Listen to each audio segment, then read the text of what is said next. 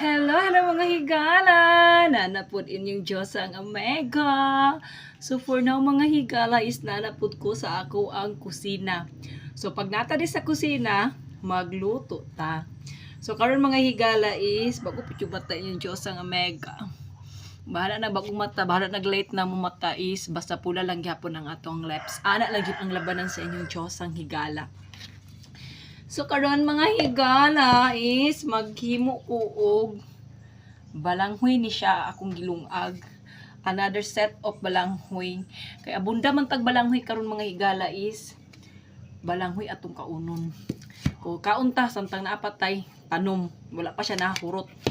So karon is ang akong plano ani kay ako ani siyang another set of nilupak na balanghoy. So ang ako ang lusong is very gamay.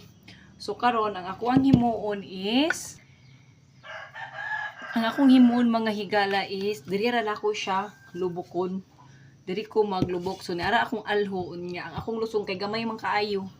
Very cute man sa akong lusong. So diri na lang ko maglubok sa ako ang sudlanan.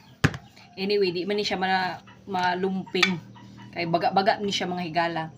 Butangan na to og margarine ang ato ang luyang.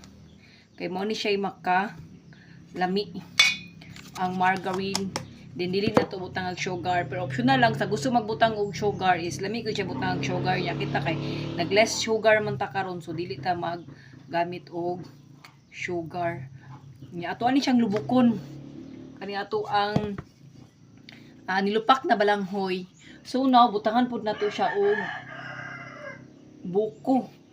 So kaning buko nako is ako ning gi kudkud kaghapon. Kiliwa na to. Tamis kayong buko mga higala.